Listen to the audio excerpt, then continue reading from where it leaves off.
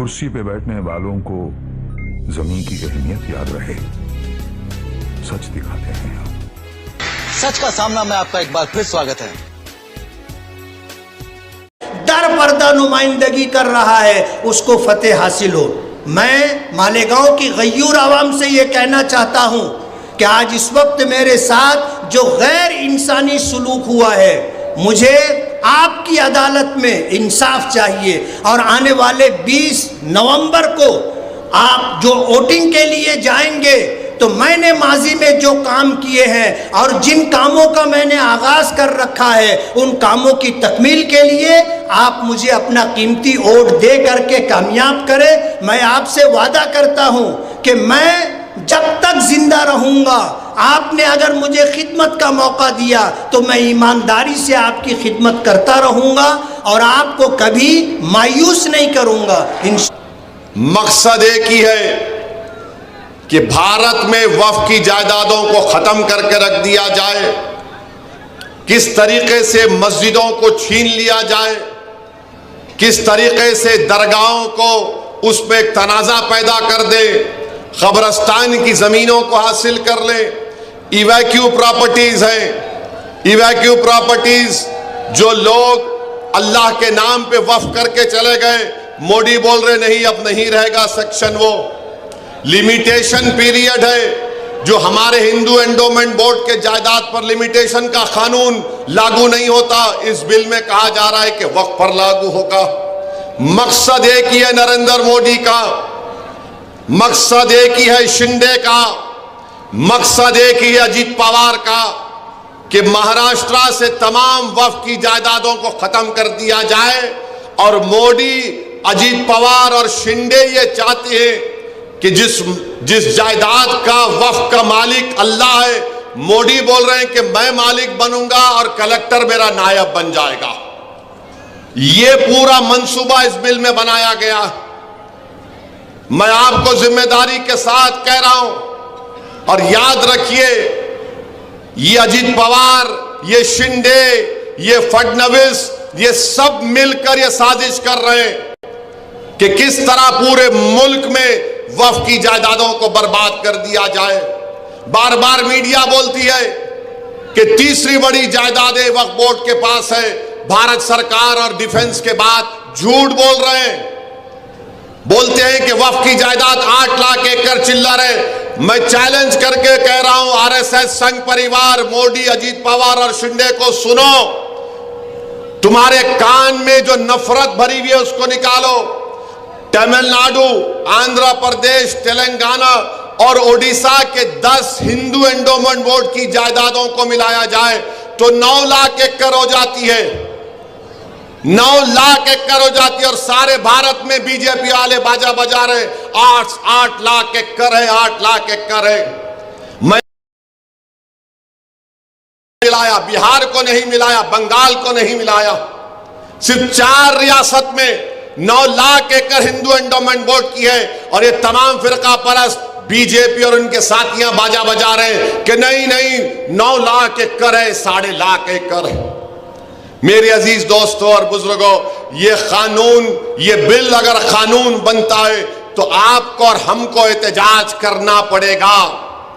ये बिल अगर पार्लियामेंट में पेश होगा कानून बनने के लिए तो असदुद्दीन ओवैसी जरूर उसकी मुखालिफत करेगा। मगर आपको मैं बाखबर कर रहा हूं कि आपको उठना पड़ेगा। जिस तरीके से पार्लियामेंट में CAA का जब बिल लाया गया, पूरी भारत की पार्लियामेंट में पूरी दुनिया ने देखा कि असदुद्दीन ओवैसी मोदी के 300 एमपियों के सामने कहा, जिस तरह महात्मा गांधी ने गोरे साउथ अफ्रीका में कानून को फाड़ा था, देख मोदी मैं तेरे इस काले कानून को फाड़ के रखता हूं, हम इसको नहीं मानते। तो क्या अगर मोदी ये गलती करेंगे, अजीत पवार, शिंदे ये गलती करेंगे, इस बिल को कानून बनाने के लिए अब लाएंगे, क्या मालेगांव पूरा खड़ा हो जाएगा एहतजाज में, पुरअमन एहतजाज में? क्या आप अपनी वक्फ की जायदादों को बचाने के लिए एहतजाज करेंगे? क्या आप अपनी मस्जिदों को, खानकाहों को, दरगाहों को बचाने के लिए खड़े होंगे? तो लगाइए मेरे साथ नारा, नारे तकबीर। वफ का बिल हम नहीं कबूल करेंगे, वफ का बिल हम नहीं कबूल करेंगे। मेरे अजीज दोस्तों और बुजुर्गों, इस बात को जहन नशीन कर लीजिए, वफ का बिल मोदी इसलिए ला रहे हैं कि वफ की जायदादों को खत्म करके रख दिया जाए। इनका मकसद एक ही है, ये नफरत करते हैं वफ की जायदादों से। मेरी आप सदबन गुजारिश है कि इस पर गौर करिए। दूसरी बात जो मैं आपके सामने अर्ज करना चाह रहा हूं कि आप मुफ्ती इस्माइल साहब को वोट क्यों दें। मुझे एक बात बताइए, सारी दुनिया जानती है ये ऑटो वाला, इसको ऑटो किसने दिया? इसको ऑटो दिया मोदी ने, इसको ऑटो दिया शिंदे ने, इसको ऑटो दिया अजीत पवार ने। ये तीनों की मिठाई लेकर मालेगांव में ऑटो चला रहा है। ये इत्तेहाद का ऑटो नहीं है, ये मोदी, शिंदे और अजीत पवार का ऑटो चला रहा है। मैं आपको पूछना चाह रहा हूं, ये अगर मुफ्ती साहब इंशाअल्लाह जीतेंगे, मैं आपको बात की गारंटी दे रहा हूं कि मुफ्ती इस्माइल और मजलिस इत्तेहादुल मुस्लिमीन कभी शिंदे, फडणवीस, अजीत पवार, मोदी, अमित शाह का साथ नहीं दिए, ना कभी देंगे इस चुनाव के बाद, जीतने के बाद। मगर अगर ये ऑटो वाला जीतेगा, खुदा ना खास्ता, तो ये जाकर गोद में बैठ जाएगा शिंदे के, ये गोद में बैठ जाएगा अजीत पवार के, और ये मोदी के साथ बैठकर उसकी बनाई हुई चाय पिएगा। ये फर्क है मुफ्ती इस्माइल में और इस ऑटो वाले में। और याद रखो, मालेगांव की आवाम दो समंदर के किनारे एक नहीं हो सकते। एक तरफ हक है, सच्चाई है, एक तरफ बातिल से मुकाबला है, एक तरफ जो वफ के कानून के जरिए वफ को खत्म करना चाहते हैं, ये ऑटो वाला वफ का कानून खत्म करने वालों के साथ साजबाज करके मालेगांव में आया है और मालेगांव में वफ की जायदादों को खत्म करना चाहता है। इसकी जबान पर मोदी का स्टैंप है, इसकी जबान पर शिंदे का स्टैंप है, इसके दिल में अजीत पवार की मोहब्बत है और मालेगांव की आवाम के लिए नफरत है।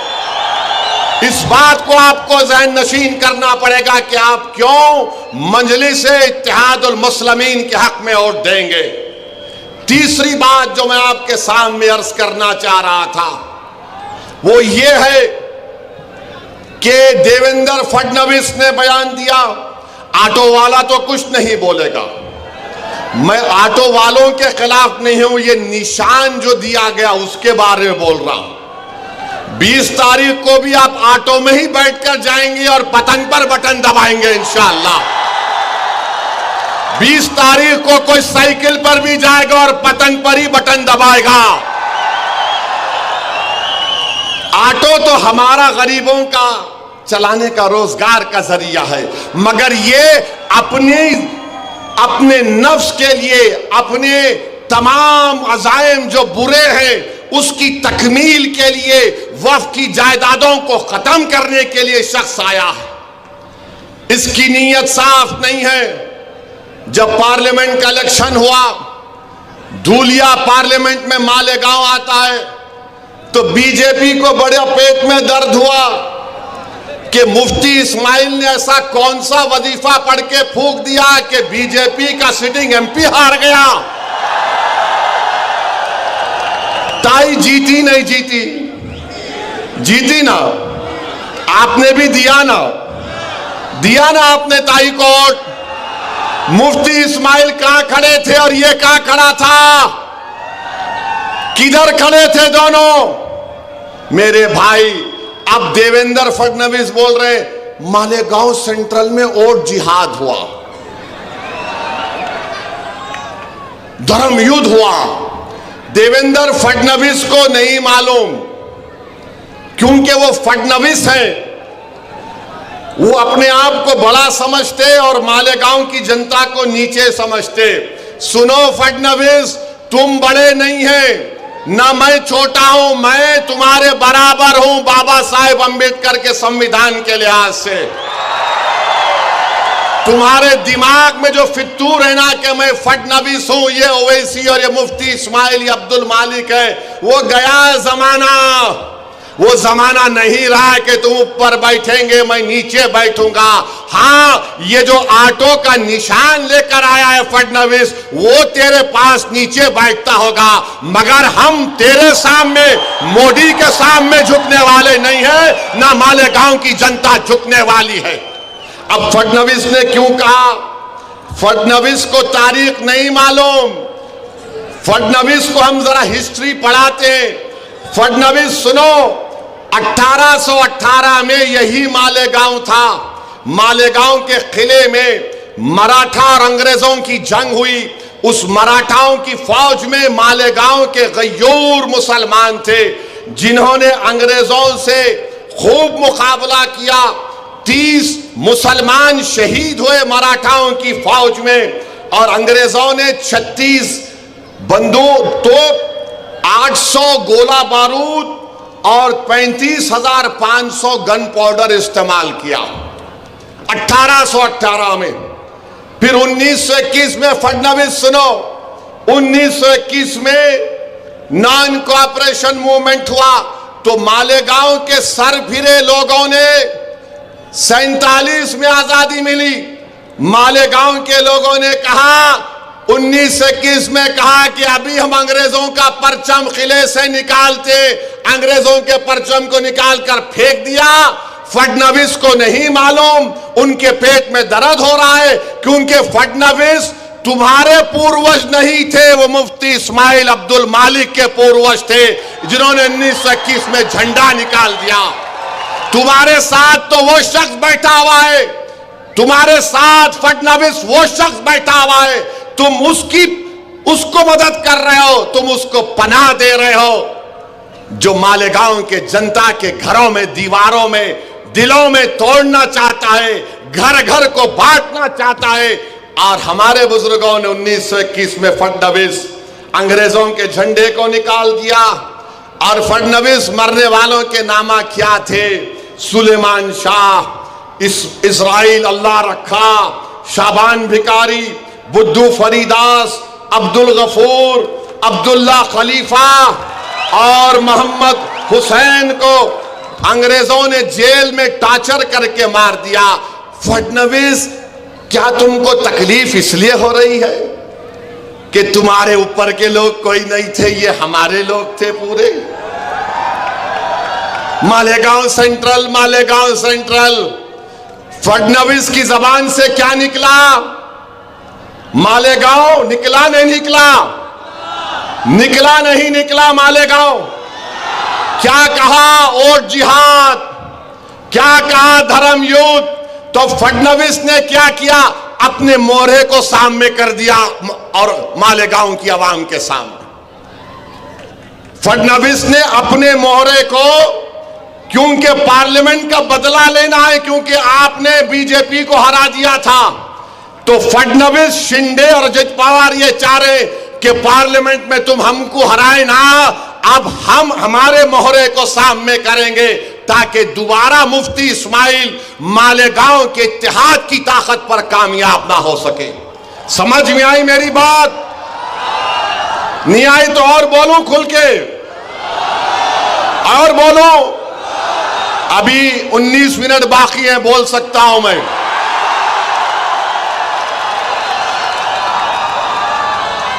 तो ये बीजेपी, आरएसएस और मोदी को सबसे पूरी ज्यादा तकलीफ इस बात की है कि हम धूलिया कैसे हार गए, ये मालेगांव सेंट्रल वालों ने क्या काम कर दिया। और इसीलिए फडनवीस बोल रहे वोट जिहाद, धर्म युद्ध। अब ये वोट जिहाद, धर्म युद्ध के माने मेरे को नहीं मालूम, मुझे इतना मालूम है कि 20 तारीख के दिन मालेगांव की आवाम अपने वोट की ताकत पर फडनवीस के मोहरे को हराएगी इंशाअल्लाह ताला। मुझे इतना मालूम कि मालेगांव की आवाम सुलेमान शाह, इस्राइल अल्लाह रखा, शाबान बिखारी, बुद्धू फरीदास, अब्दुल गफूर की कुर्बानियों को ताजा कर देगी और शिंदे और अजीत पवार के चमचे को जीतने नहीं देगी इंशाअल्लाह ताला। जिस तरह इन हमारे शहीदों ने अंग्रेजों के झंडे को निकाल कर फेंक दिया, हम दोबारा यहां पर मोदी, अमित शाह, शिंदे, अजीत पवार का झंडा छुपा कर आने वाले को मालेगांव की सड़कों पर, मालेगांव में उसका झंडा लहराने नहीं देंगे, नहीं देंगे, नहीं देंगे। मालेगांव में परचम लहराएगा तो इत्तेहाद का परचम लहराएगा, मालेगांव में परचम लहराएगा तो गुलामाने मुस्तफा का परचम लहराएगा, मालेगांव में परचम लहराएगा तो आशिक़े रसूल का परचम लहराएगा, मालेगांव में परचम लहराएगा तो वफ़ की जायदादों को बचाने वालों का परचम लहराएगा, मालेगांव में परचम लहराएगा तो दरगाहों को आबाद करने वालों का परचम लहराएगा, मालेगांव में परचम लहराएगा तो दिलों को मिलाने वाले का परचम लहराएगा, बांटने वालों का परचम नहीं उठेगा, नहीं लहराया जाएगा इंशाअल्लाह। अब आपको फैसला करना है कि मुफ्ती इस्माइल को इस बुनियाद पर आपको वोट देना है। तुम क्या मोदी को कामयाब करोगे या मुफ्ती इस्माइल को कामयाब करोगे? बोलो। तुम क्या मोदी के एजेंट को कामयाब करोगे या अब्दुल मालिक को कामयाब करोगे? तुम क्या शिंदे को कामयाब करोगे या अपने आप को कामयाब करोगे? तुम क्या अपने आप को कामयाब करोगे या अजीत पवार की मिठाई लाकर बांटने वाले को कामयाब करोगे? यह फैसला मालेगांव की आवाम को करना है। चौथी वजह कि आप क्यों वोट देंगे मुफ्ती इस्माइल को। महाराष्ट्र में एक शख्स ने रसूल अल्लाह सल्लल्लाहु अलैहि वसल्लम की शान में गुस्ताखी करने की कोशिश की। कोई आका की शान में गुस्ताखी नहीं कर सकता, नहीं कर सकता। जिसका साया नहीं उसकी गुस्ताखी कोई कर सकता है। जिसके लिए जमीन और आसमान को बनाया गया उसके लिए गुस्ताखी कर सकता है। जिसका उम्मती सुबह क़यामत तक रहेगा, जब तक कलमा पढ़ने वाला होगा क़यामत नहीं आएगी उस उम्मती का ये मुकाम। तो गुस्ताखी करने की कोशिश किया। ये आसमान की तरफ देखकर कोई थूकेगा तो थूक किस पे गिरता? क्या कोई बोलेगा मैं थूक के चांद की रोशनी को छुपा दूंगा? चांद की रोशनी को नहीं छुपा सकता। अब उसने बका, अनाब शनाब बका। किसने एहतजाज किया? जो ऑटो का निशान लेकर आया या इम्तियाज जलील और मुफ्ती इस्माइल ने एहतजाज किया उसके खिलाफ? बोलो, तुम्हारे दिलों से सवाल कर रहा हूं। अगर आपके हमारे दिल में गुलामी है आका की, कमले वाले की, तो मजलिस इत्तेहादुल मुस्लिमीन ने एहतजाज किया। जब एहतजाज इम्तियाज जलील ने ऐलान किया मजलिस इत्तेहादुल मुस्लिमीन की तरफ से, तो लोग समझ रहे थे, ये एजेंट भी समझ रहा था मोदी का, नहीं नहीं पब्लिसिटी के लिए कर रहा है, पुलिस रोक लेगी उसको। जिस दिन जुलूस निकलने का, एहतजाज निकलने का टाइम आया, इम्तियाज जलील ने मुझे फोन किया, असद भाई औरंगाबाद की पुलिस मेरे घर पे आई और बोल रही है कि आप नहीं जा सकते। मैंने कहा इम्तियाज जलील आप कबूल कर लो। इम्तियाज जलील बोले क्या बोल रहे आप? मेरा आसान है, कितने गाड़ियां औरंगाबाद को आ गए? बोले असद भाई कम से कम 5000 आ गए। मैंने कहा वो उन पुलिस के आलादार से आप रिक्वेस्ट करो। ओके सर हम नहीं जाएंगे। हमको मालूम हुआ कि औरंगाबाद में अमित शाह आए हुए हैं, उनके पास चले जाते हम। पुलिस वाले बोले नो नो नो ये नहीं हो सकता। बोले नहीं हो सकता, या तो मैं यहां जाऊंगा या तो बंबई जाऊंगा। ये कहां थे ऑटो का लेके? कहां थे ये? कहां थे ये? तुमको मोहब्बत नहीं है, नामूसे रिसालत पर तुम्हारी जबान को ताला पड़ गया था मोदी की तरफ से, तुम्हारी जबान नहीं खोल रही थी। मालेगांव से भी कई गाड़ियां आई, औरंगाबाद को कम से कम 170 गाड़ियां आई थी, मगर ये कहां थे? ये प्यारे साजिश कर रहे थे कि कैसे मालेगांव में मोदी के परचम को लहराऊं, अजीत पवार की मिठाई खाऊं और शिंदे को कैसे लाऊं। मेरे भाई, ये फर्क होता है एक आशिक रसूल में और एक सिर्फ जबानी दावा करने वालों में। इम्तियाज जलील ने जुलूस निकाला और महाराष्ट्र की तारीख में एक पुरअमन जुलूस निकला। लोग समझ रहे थे कि दंगा होगा, मगर जो आशिक रसूल होता है, जो मदीने के बाजारों में बिक जाता है, उसको कोई खरीद नहीं सकता। मेरे भाई, जुलूस निकला, एहतजाज हुआ, दुनिया ने देख लिया। आप कहां थे? ये कहां थे? नजर नहीं आए। हम आपसे वादा कर रहे हैं मुफ्ती इस्माइल, इंशाअल्लाह आपके इत्तेहाद, आपके सियासी शऊर पर कामयाब होंगे तो मजलिस इत्तेहाद उल मुस्लिमीन के एमएलए जब महाराष्ट्र की विधानसभा में जाएंगे, हम एक प्राइवेट मेंबर्स बिल असेंबली में देंगे कि किसी भी मजहब के बड़े रहनुमा या जो भी है उनके बारे में कोई भी अनाप शनाप बकेगा, वो नॉन बेलेबल ऑफेंस होगा, उसको नोटिस नहीं, गिरफ्तार करके जेल को भिजाना चाहिए। ये काम हम करेंगे। दूसरा, हम ये काम करेंगे कि मराठा रिजर्वेशन का मुतालबा करेंगे। अब फडणवीस को बात समझ में आई नहीं मालूम, मगर ये हमारी तारीख है। इस बुनियाद पर भी आपको मुफ्ती इस्माइल को वोट देना है। पांचवी बात यह है कि अब्दुल मालिक पर गोली कौन चलाया? अब्दुल मालिक पर गोली कौन चलाया? बोलो, कौन चलाया? डरना नहीं, जबान को नकारा खल बनाकर पुकार कर बोलो, कौन अब्दुल मालिक पर गोली चलाया? उसका नाम क्या है? बोलो। क्या तुम मालेगांव में गोली चलाने वाले को वोट दोगे या जो गोली खाकर कानून का लिहाज रखने वाले का साथ दोगे? बोलो। तुम गोली चलाने वालों का साथ दोगे, तुम जालिम का साथ दोगे या तुम मजलूम का साथ दोगे? किसका साथ देंगे आप? आप जालिम का साथ देंगे? आप मजलूम का साथ देंगे?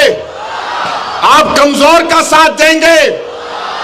तो इस वजह से भी आपको मुफ्ती इस्माइल को वोट देना है। और जो गोली चला रहे हैं, मैं उनसे भी कह रहा हूं, भाई साहब, तुमको भी एक दिन मरना है, हम सबको एक दिन मरना है। कोई दुनिया में नहीं मरता जब तक उसका टाइम नहीं आया। मेरी गाड़ी पर भी 6 फीट के फासले से इबलीस की औलाद ने गोली चलाई थी। यजीद के चाहने वालों ने गोली चलाई थी।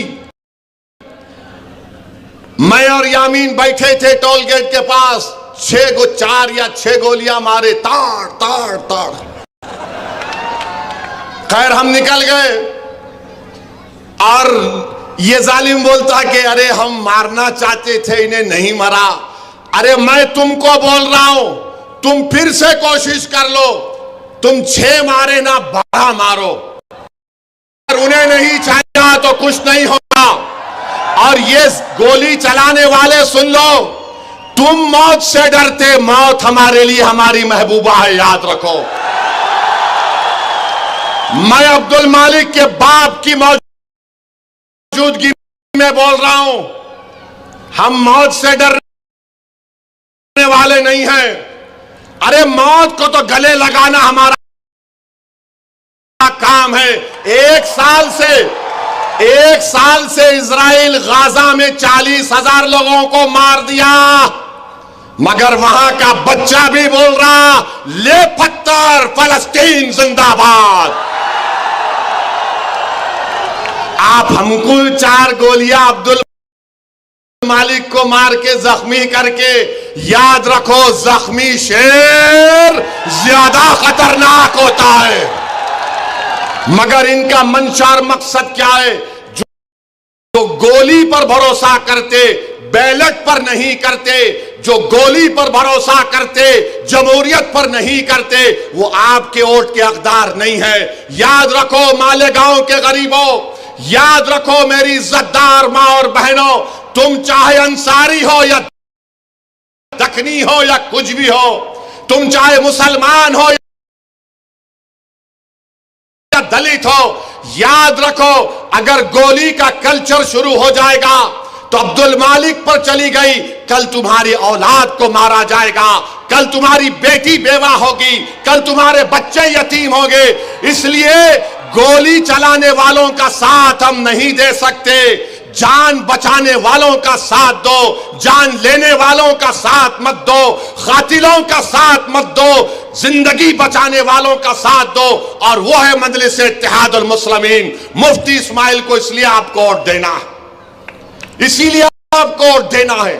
अब आप बोलेंगे एक और वजह बताओ असदुद्दीन।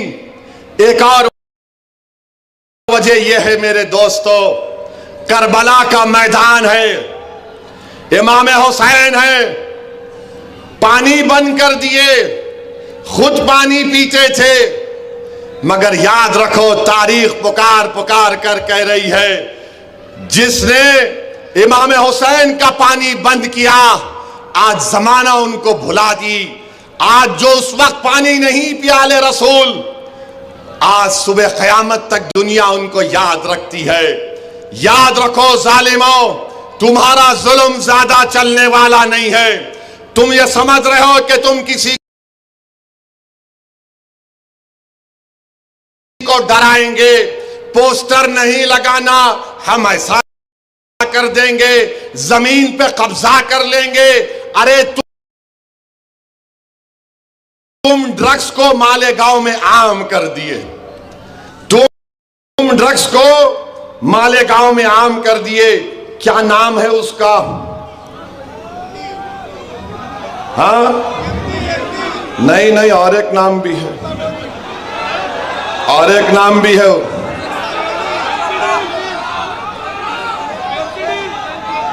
हाँ, ये जो ड्रग्स को क्या बोलते हैं? हाँ, ये बहुत से नाम है उसके। एक नाम ऑटो भी। मालेगांव में आप देख लीजिए ड्रग्स कौन आम कर रहा है। पुलिस जानती है कि ड्रग्स का कारोबार करने वाले कौन हैं। बच्चों की जिंदगियां बर्बाद कर रहे हैं, बच्चों को बर्बाद कर रहे हैं। तो जो शख्स नामूसे रिसालत में आगे नहीं बढ़ा, जो शख्स यजीदियों की तरह बिहेव कर रहा है, गोली चलाने वालों का साथ दे रहा है, जो शख्स वक्फ की जायदादों को खत्म करने वालों का साथ दे रहा है। और याद रखो, ये जो आका की शान में गुस्ताखी किया कमली वाले की, अब बात जहन में आई कि मेरे अजीज दोस्तों और बुजुर्गों, जो रसूल अल्लाह सल्लल्लाहु अलैहि वसल्लम की शान में गुस्ताखी करता है, हदीस में आया कि वो वलदुर हराम होता है। वलीद बिन मुगीरा, इसकी ऐब आका ने बयान कर दिए थे। अब जो एहतजाज नहीं किया, तो क्या तुम उससे भी मिले हुए हो प्यारे? क्या तुम उससे भी डील कर लिए क्या? तो मेरे अजीज दोस्तों और बुजुर्गों, हम आपसे अदबन गुजारिश करने आए हैं कि 20 नवंबर के दिन आपको मुफ्ती इस्माइल साहब को वोट इसलिए भी देना है जो मालेगांव के हर मजहब के मानने वालों को साथ लेकर चल सके, जो मालेगांव के हर मसलक के लोगों को साथ लेकर चल सके, जो मालेगांव के हर फिरके के लोगों को साथ लेकर चल सके, जो मालेगांव के दिलों को जोड़ने का काम कर सके, जो मालेगांव के इख्तलाफात को कम करने का काम कर सके। ये काम सिर्फ मजलिस इत्तेहादुल मुस्लिमीन कर सकती है। ये शिंदे, अजीत पवार और मोदी का एजेंट नहीं कर सकता। ये सुनो मेरी बात को, अगर ये लोग अपनी साजिश में खुदा ना खास्ता लाखों बार कामयाब हो जाएंगे। ये हमारे घरों की दीवारों को तोड़कर रास्ता बना लेंगे। ये तुम्हारे घरों की दीवारों को तोड़कर रास्ता बना देंगे। मुफ्ती इस्माइल मंदलिस कामयाब होगी तो तुम्हारे घरों की दीवारों का तहफ्फुज होगा, तुम्हारी बुनियादें मजबूत होंगी, इख्तिलाफात कम किए जाएंगे। मैं आपसे दरखास्त कर रहा हूं कि मोदी, अमित शाह, अजीत पवार और शिंदे के मोहरे को कामयाब होने मत दीजिए।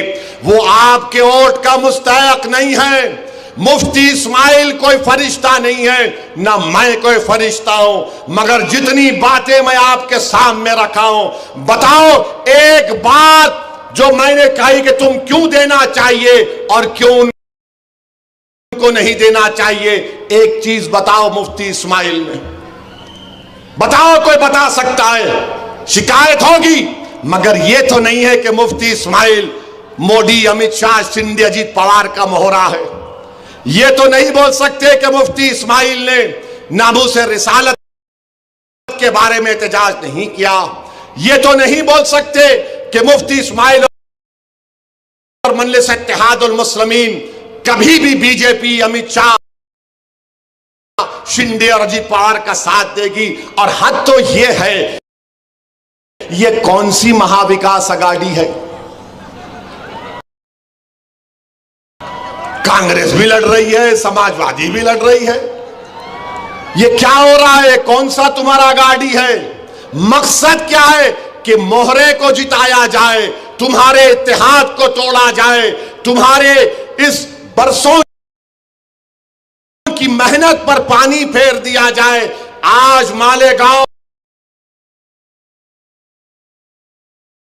एक तारीखी मोड़ पर आया है। 20 तारीख इस बात को तय करेगा कि मालेगांव का इत्तेहाद मजबूत होगा या मालेगांव का इत्तेहाद कमजोर होगा। 20 तारीख इस बात को तय करेगा कि क्या जालिम को वोट पड़ेगा